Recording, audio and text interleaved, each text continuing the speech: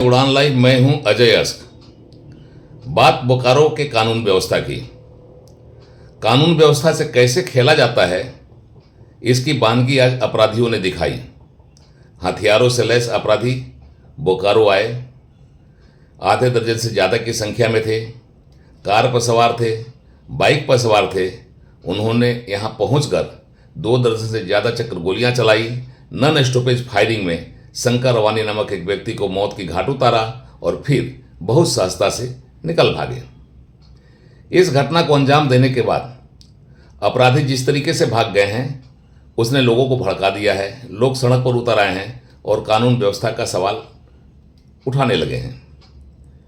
किस तरह से हत्या की गई, किस तरह से पूरी साजिश के तहत इस हत्याकांड को अंजाम दिया गया, यह अब किसी से छुपी हुई नहीं है। पुलिस पहुंच गई है, वह हत्यारों को गिरफ्तार करने की बात कर रही है। जल्द ही हत्यारे पुलिस के कब्जे में होंगे, ऐसा पुलिस का दावा है। लेकिन फिलहाल पुलिस के सामने यह हत्या एक चुनौती के रूप में खड़ी है। हथियारबंद अपराधियों की नॉन स्टॉपेज फायरिंग ने बोकारो को आज दहला दिया। अपराधी जिस अंदाज में फायरिंग कर रहे थे, उससे पता लग रहा था कि वे खास मिशन से आए हैं। उनको कोई खास होमवर्क करना है। फिर देर समय तक गोलियों की बरसात कर वे शंकर रवानी को मौत की घाट उतार गए और इस मिशन को पूरी करने के बाद वे बड़ी सहजता से खिसक निकले। हथियारबंद अपराधियों ने देर समय तक हरला थाना के हटिया मोड़ पर अपना तांडव मचाया। उनकी ताबड़तोड़ नॉन स्टॉपेज फायरिंग चलती रही। अपराधियों ने 2 दर्जन से ज्यादा चक्र गोलियां चलाकर कानून व्यवस्था को अपने ठेंगे पर रखा। अपराधी एक कार पर एक अपाची मोटरसाइकिल से आए थे। हरला थाना के हटिया मोड़ पर कार और बाइक से पहुंचते ही अपराधियों ने अपने हथियारों को निशाने पर लिया और ताबड़तोड़ फायरिंग शुरू कर दी। शंकर रवानी वहीं कुर्सी पर बैठा था। हमले के बाद वह लहूलुहान होकर गिर पड़ा। अपराधियों को मानो इसी अवसर का इंतजार था। शंकर रवानी के शरीर को गोलियों से छलनी करने के बाद अपराधी उसके सीने में एक और गोली उतारकर उसकी मौत को सुनिश्चित कर गए। फिर जिस तरीके से आए थे उसी तरह से अपना होमवर्क पूरा कर निकल लिए। उनकी करतूतों से कानून व्यवस्था विवश बनी रही। मर्डर का मिशन को कामयाब कर वे जब निकल खिसके तो घटना को बेहद नजदीक से देखने वाले एक शख्स ने अपनी जुबान खोली। वहीं पे थे बसंती मोड़ में, वहाँ वॉशिंग सेंटर है, वहाँ पे गाड़ी धुला रहा था अपना स्कॉर्पियो और हम खड़ा थे, वो बैठा हुआ था कुर्सी पे। अचानक से एक डिजायर आया हटिया मोड़ उधर चंद्रपुरा के रास्ते से। गाड़ी रोका और एक लड़का पीछे वाला अपनी सीट से उतरा और आगे लड़का वो भी अपनी सीट से उतरा। बंदूक थे उसके हाथ में, ऐसे ऐसे किया और वहीं से वो फायरिंग करते आया। मैं बगल में था उसका, उन्होंने गोली चलाया। जैसे ही मैं वहां से रोड तक भाग गया, उठते के साथ में उसको गोली इतना मार दिया था कि वहीं पे गिर गया। उसके बाद अपाची वाला पीछे से आया, अपाची रोका, वो भी आके एकदम छाती पे उसको गोली मारा। फिर खड़ा होकर डिजायर किस कलर का? गोल्डन कलर का डिजायर था। उसका 2Z नंबर था, 87 लास्ट का 2 डिजिट मिटाया हुआ था। गोल्डन कलर का था, लंबा डिक्की 910 मॉडल गाड़ी था। बाइक जो बोल रहे हैं, बाइक था, अपाची था। अच्छा, व्हाइट कलर का अपाची था। उसका नंबर क्या है? उसका नंबर नहीं देखा। इतना कितने लोग, कितने की संख्या में थे?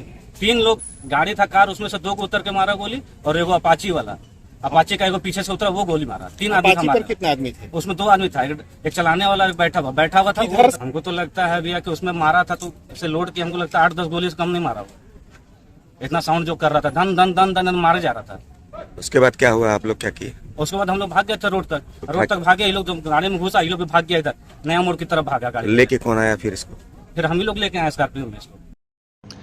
शंकर रवानी पर हमला क्यों किया गया, सवाल सहज ही उठता है। शंकर रवानी पर पिछले साल भी हमला किया गया था। उस पर फायरिंग की गई थी, गोली उसे लगी हुई थी, मगर वह बच गया था। पर आज अपराधियों ने अपने सधे हुए निशानेबाजी का परिचय दिया, निशाना सटीक साधा और फिर शंकर रवानी का चैप्टर हमेशा हमेशा के लिए क्लोज कर दिया। घटना के बाद पुलिस पहुंची है। इस घटना के अनुसंधान में फोरेंसिक साइंस की टीम भी लगी हुई है। सभी अपने अपने एंगल से कांड को देख रहे हैं। पुलिस दावा कर रही है कि अपराधी जल्द ही कानून के शिकंजों में होंगे। पुलिस मानती है कि मारे गए शंकर रवानी के भी अपने आपराधिक इतिहास रहे हैं। अब कई सवाल है, क्या है हत्या का कारण, हत्यारों को किसने होमवर्क दिया था, इस मर्डर मिशन में कौन कौन शूटर शामिल थे, इसका पता लगाना पुलिस के लिए एक चुनौती के तौर पर खड़ी है। 9 हटिया मोड़ पे गोली चलने की घटना की सूचना मिली थी। घटना की सूचना मिलने के बाद पुलिस यहाँ पे आई है, लोकल थाना हरला पुलिस, और वो सारी चीज़ों को बिंदुओं पे जांच कर रही है। मैनुअल आधार पर, टेक्निकल आधार, सभी बिंदुओं पे जांच किया जा रहा है और हम लोग जल्दी इसमें किसी निष्कर्ष में पहुँचेंगे। कितने गोली चली है सर? अभी वो विशेष नहीं बताया जा सकता। अभी यहाँ पे सारे चीज़ का काम हो रहा है। इसमें क्या रहा है उसका आपराधिक इतिहास? पूर्व में भी इनका आपराधिक इतिहास रहा है और अभी हम लोग इसमें देख रहे हैं क्या है बिल्कुल सारा चीज़, उसके बाद ही विशेष बात मिलता है। फॉरेंसिक टीम भी है? हाँ, फॉरेंसिक टीम आए हैं जो नया प्रावधान के अंतर्गत जो है वो कर रहा है। जो है जो कानूनी जो प्रक्रिया है उसी के अनुसार हम लोग सारी प्रक्रिया को अपना करके आगे बढ़ रहे हैं। क्या लग रहा है गिरफ्तार? हाँ, गिरफ्तार जल्दी होगा। सर 13 खोखा तो इधर इस बीच कानून व्यवस्था के सवाल उठाते हुए राजनीति भी की जाने लगी है। घटना की खबर के बाद मौके पर पहुंचे सांसद ढुल्लू महतो ने बोकारो की कानून व्यवस्था और बोकारो के एसपी की कार्यशैली पर सवाल उठाया है। एसपी को 15 दिन पहले मैंने कहा था कि इस तरह की घटना इनके साथ रवानी जी के साथ में शंकर रवानी जी के साथ में हुआ है। इस घटना में अभी तक कोई डिटेक्ट नहीं हुआ, कोई क्रिमिनल कौन गोली चला इस पर सामने नहीं आया है। 15 दिन पहले हम बात किए, इन्होंने बोला हम कर रहे हैं मरी करना क्या है, इसको तो 2 नंबर काम खाली करवाना है। यहाँ पे पैसा कहाँ से है, उसके लिए उगाही करवाना है इसको तो कोई क्राइम पर कंट्रोल नहीं करना, क्राइम के लिए प्रति कोई काम इसको नहीं करना है। क्राइम कैसे बढ़े, क्योंकि पैसा उसके कमाई है इसको। मैंने कहा पूछ लीजिए, इसको जांच करवा लीजिए। मैंने डीजीपी साहब को भी इस मैटर को बताए थे, पर देखिए अंत में तो उसका जान चला गया। वैसे एसपी को रहना सरकार रखा है तो कहीं ना कहीं अब सरकार ही समझ सकता है कि किस लिए ऐसे एसपी को रखे हैं। जो एसपी के आने के बाद सिर्फ बोकारो में क्राइम ही बढ़ा है, इसका जवाब तो सरकार को ही देना चाहिए। कानून व्यवस्था पर क्या कोई कानून व्यवस्था नाम का कोई चीज़ ही नहीं है। देखिए लगातार घटना पर घटना घटते जा रहा है, हत्या, मर्डर, लूट, रंगदारी, सारा चीज़ बढ़ते जा रहा है। जो गरीब लोग अगर कमाने खाने वाला उसको भी तंग किया जा रहा है प्रशासन के द्वारा। इसलिए ऐसे एसपी को तत्काल निलंबित करना चाहिए, हटाना चाहिए यहाँ से, क्योंकि इसका तो बर्दाश्त प्राप्त है कि नहीं। ताकि यहाँ पे बड़े पैमाने पे बैरमो के आपके विधायक बड़े पैमाने पे कोयला का धंधा करवा रहा है, तो उसको संरक्षण देने के लिए एसपी यहाँ पे रिपोर्ट किया है, ना कि यहाँ की जनता का सेवा करने के लिए किया है। इसलिए जनता इसका मालिक है और जनता इसका जवाब बहुत जल्द देने जा रहा है। फिलहाल दिन दहाड़े हुई शंकर रवानी की मौत ने हंगामा का अवसर भी दे दिया है। लोग भड़क कर सड़क पर उतर आए हैं। हत्याकांड की गुत्थी सुलझाने की बड़ी जिम्मेवारी के साथ साथ पुलिस के पास अपराधियों की गिरफ्तारी भी एक बड़ी चुनौती के तौर पर खड़ी है।